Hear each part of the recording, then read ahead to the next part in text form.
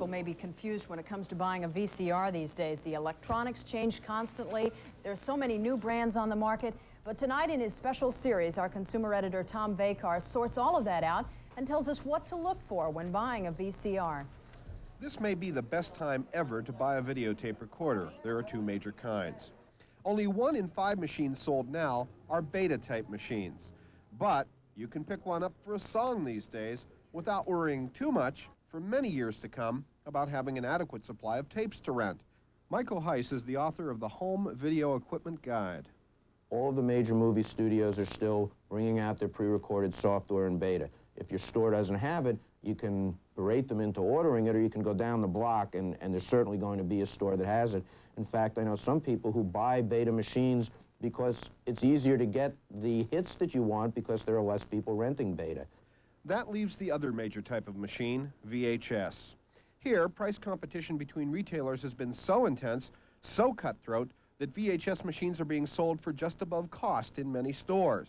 Just 5 years ago, the average videotape player sold for $828 for a very simple machine. In 1986, the average VCR will sell for an average $392 for a highly sophisticated remote control model with loads of goodies. And new but discontinued models still in stock are going for around $200.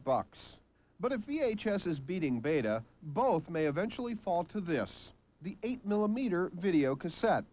That's what's superheating the consumer electronics video market for 1986. Jack Wayman is Executive Vice President of the Electronic Industries Association.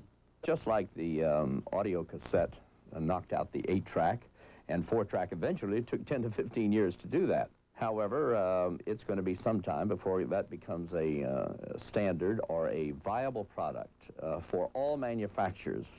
Adding much to the excitement of the tiny cassettes are these. Known as camcorders, they're a series of small handheld video cameras that have both the camera and the recorder in one very lightweight unit. It was so popular this Christmas, they had to be flown over in 747 cargo planes just as fast as the Japanese could make them. But don't junk your beta or VHS just yet. After all, right now, we only have 4 or 5 manufacturers with the 8mm camera on the market, where you have some 30 manufacturers and retailers handle a full line of the half-inch or VHS and beta. But new as the 8mm tape is, it already owns 10% of the $7 billion videotape recorder market.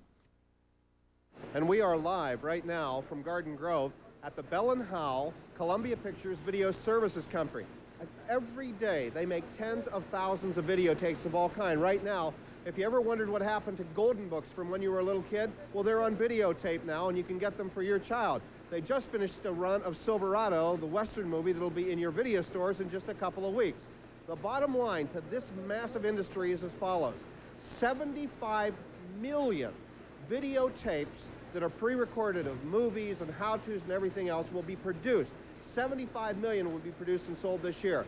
Plus another 220 million blank video cassettes are going to also be sold this year. It is a massive industry. It is helping the entertainment industry. And if you're interested in getting involved in a video cassette recorder, recognize that 1 out of 3 households in the United States already has one, and the other 2 out of 3 will probably have one within the next 5 to 10 years. Jess and Colleen, back to you in the newsroom. Thank you, Tom. The compact disc player is without a doubt the hottest piece of consumer high-tech to be found these days. This new record player is a piece of consumer electronics which makes even the latest record-playing stereos obsolete. Our consumer editor Tom Vacar has been looking into electronics these days and has this report on the newest in home equipment.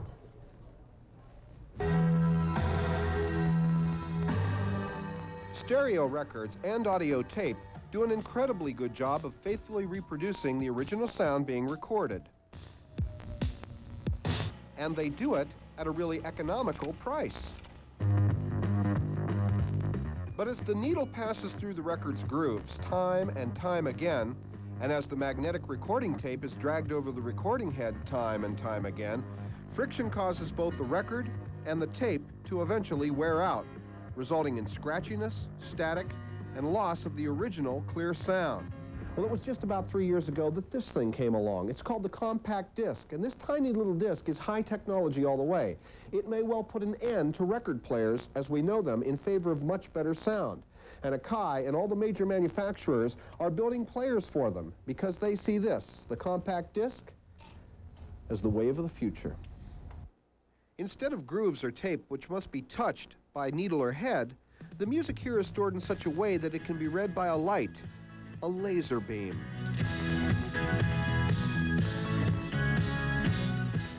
And that means nothing has to touch the disc to read it.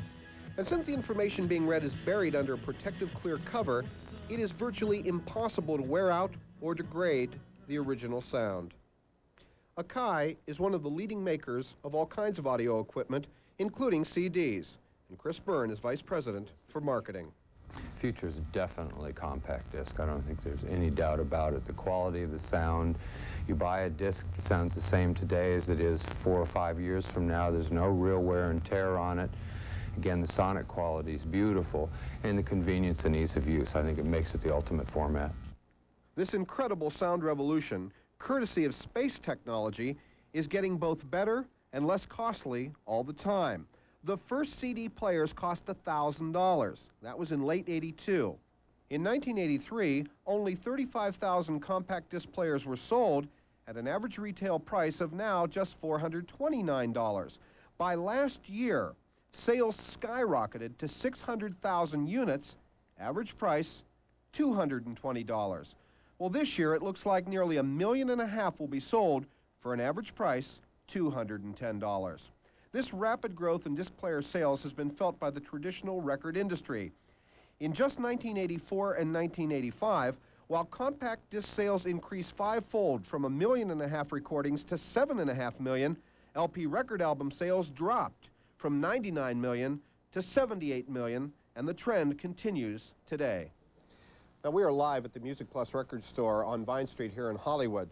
The average record album, or the average tape, costs anywhere from $8 to $9 for one of the newest best hits. The problem with that, of course, is that with the compact disc, you're talking about $13.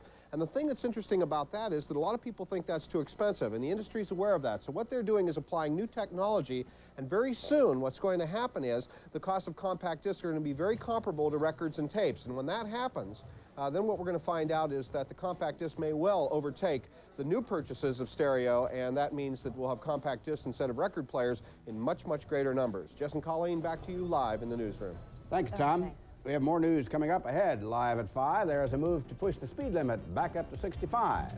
Plus, Jim Hill. Consumer editor Tom Vacar has been bringing us the latest on what's new in consumer electronics. Tonight, Tom takes a look at the future. Tom? Something very interesting happened today. Two electronics giants, Japan, Sony, and America's Advanced Micro Devices, announced just today a new joint venture to develop, make, and market a whole new generation of very large and very smart electronic circuits. R&D, research and development, from this awesome new combo will again make consumer electronics even better, smarter, and less costly. It is this industry-wide love of research and development that makes consumer electronics prices go down while virtually all of the prices go up. The Consumer Electronics Show is the showcase where the makers of things electronic show off, unveil, reveal, and premiere their latest products. And it is here where many deals are made which put those products on store shelves where you and I will eventually shop for them. But long before those new items ever become a part of our lifestyles, long before we even know they exist, long before even the stores know anything about them, even long before they ever make it to the assembly line, there was research and development. Case in point, Alpine Electronics combination AM/FM cassette compact disc auto security system. Now, this didn't just happen because someone willed it. As Alpine General Manager Reese Haggett says, first, you got to do something else. Listening in a market-driven company of listening to the consumer, applying that with your resources as a manufacturer to design it, produce it, and deliver it to that consumer. And once you listen, it's off to the research and development laboratory. Here, the basic raw materials of electronic wizardry are combined to make the first test models. This is really kind of a first chopping block, if you will, area. And then again, it takes time, whether it's 6 months, 12 months, or 18 months, to bring that product to market. Once production models are ready to go, the lab will make sure it does what it says it'll do. Here, an AM/FM radio, which can automatically change as many as 6 cassettes stored in the changer which is mounted in the trunk, is subjected to rigorous checks. Now, even though the parent company back in Japan says it's A-OK, Alpine's U.S. research manager, Rich Coe, says that's not enough. But this is the U.S., and we test things over here as to how it's used by the consumers, how the dealers are going to use it, and this is a very in-depth study point for taking the technology and turning it into consumer type of terms. So what is often easy to operate, taken for granted entertainment, is in reality almost always highly sophisticated engineering magic. In fact, this experimental tinkering often leads to new products. Many times a new technology may come out of an engineering breakthrough, a patent, or what have you. But in an age of corporate budget cutting, there is a great temptation to cut in research. But in consumer electronics, that is most unwise. Technology will not tend to stop coming in because the market is not ready. What will happen is the progressive companies will go out and make the market happen for the technology they wish to introduce. R&D is a cutback area. Advertising is often a cutback area during tight times. I say that to do those are fatal over the long run. If you're in it for the long run, to not unfold new products could be fatal. One of the things we've learned this week is most other manufacturing industries could do well to learn from the consumer electronics industry. But tomorrow, we're going to take a look at the industry's Achilles heel, repair, and why it's so tough to get something fixed right, and what the industry knows it has to do about it. Thanks, Tom. We'll have more news ahead here. Our consumer editor, Tom Vacar, has been introducing us to new electronic gadgets and wonders, and for the consumer, it's bliss, but for the repairman who has all those makes and models to keep track of, it can be a headache. Today, Tom looks at the repair problem. Tom? And it can be a significant problem. Not to mention the bills. And the bills can be significant, but it's getting the thing back sometimes when it's been sent away that's a problem. You know, since 1967, while virtually all other consumer prices more than tripled, the price of consumer electronics devices have steadily gone down, while their reliability and value have gone up. But when that electronic wizardry goes bad, getting it fixed can be a real hassle. That is the last great frontier. Consumer electronics manufacturers have to make sure that customers get quick and reliable service, and get it now. The only major problem with all of this high-tech, sophisticated, automated fun stuff is, when it goes on the fritz, a good swift kick just won't knock any sense into it. Now add to that dozens and dozens of companies, each making several models each, of things like videotape recorders, compact disc players, stereos, etc., etc. And then, add to all of that, what Electronic Industries Association National Service Director Don Haddon says is an absolute truth of modern electronic technology. Again, as we say, the technology is advanced so fast that the technicians cannot get enough training to keep up with it, and consequently it increases the length of time for service. One example, these are just the service manuals just for videotape recorders made by just Panasonic over the last 3 or 4 years. And places like the Audio Service Center here in LA must either hustle to keep up with new technology, new circuitry, and new everything else, or cease to exist. And industry service expert Haddon says far too many repair shops look at technical training only as an expense, not as future money in the bank. Unfortunately, too many service shop owners and that feel that the dollar investment, they don't see the return. It's hard to measure. Consequently, they don't spend the money. So many of them are so far backlogged with service that they can't take the time. Obviously, when you don't take the time, you only get further behind. So somewhere there, you've got to stop, back up, train that technician, and go from that point. And all those different makes and models require a wide range of parts which often are not readily available. Andre Chuckman is owner and vice president of Audio Service Center. Customer just has to wait. There's nothing anybody could do. There's so many VCRs available and so many different parts and items, it's practically impossible to have all of them in stock and ready. And so far, the only thing that's kept the service problem from going too critical is that the quality of most consumer products is so very high. And that means failures are relatively few and far between. When you look at the volume that is out there, when we now have, and I believe the closest figure is close to 120 million televisions still in use today, the volume is so high that a few service calls is a very small percentage. Now, if you're having trouble getting that repair shop or manufacturer to return your item that's being repaired, and all you're getting is excuses, take note. The State Department of Consumer Affairs, believe it or not, has an Office of Electronic and Appliance Repair. It's listed in your white pages under Consumer Affairs with a local LA telephone number. That phone number is 213-620-4132. Again, 213-620-4132.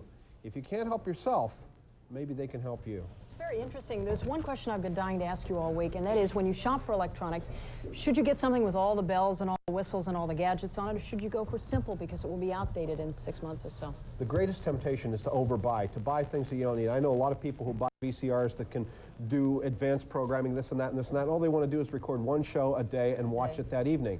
Buy the least of what you need because you're likely to get a better price break on it, and secondly, there's a lot less to go wrong. That's interesting. Thanks, Tom. Thank you, Tom. We have more news ahead live at 5. We'll tell you about